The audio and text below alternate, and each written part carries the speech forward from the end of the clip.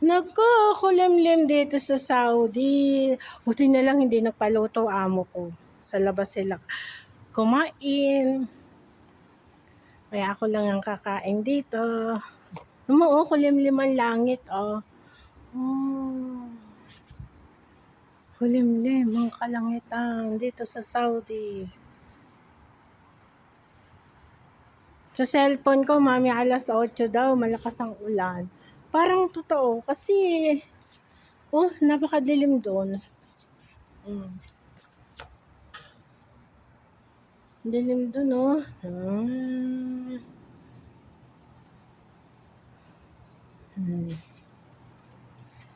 Dito siguro may nakatira na dyan sa bahay na malaking yan. Kasi may ilaw na siya eh. Nakikita ko sa gabi, may ilaw na siya. Malinis ngayon na rooftop namin kasi umulan.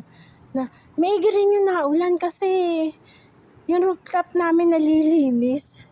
Malapit na itong buksan ng aircon na malaki. Makakapagluto na ako ng isda. Ayan, oh. Dito wala pa kasi hindi pa yan tapos, oh. Ito meron na yan. Pati yung kapitbahay namin niya meron na yan.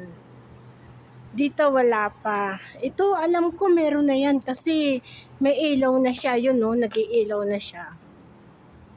Ewan ko lang yung kabila doon. Yun. Anak, yung aeroplano. Kailan ba ako sasakay dyan sa aeroplanong yan? Ay.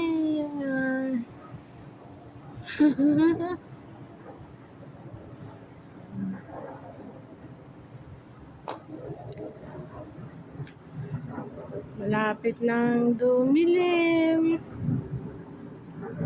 Ayan, no? Ayun, ang aeroplano. Ayan, no?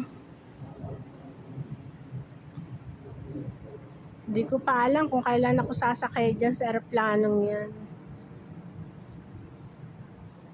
Oh!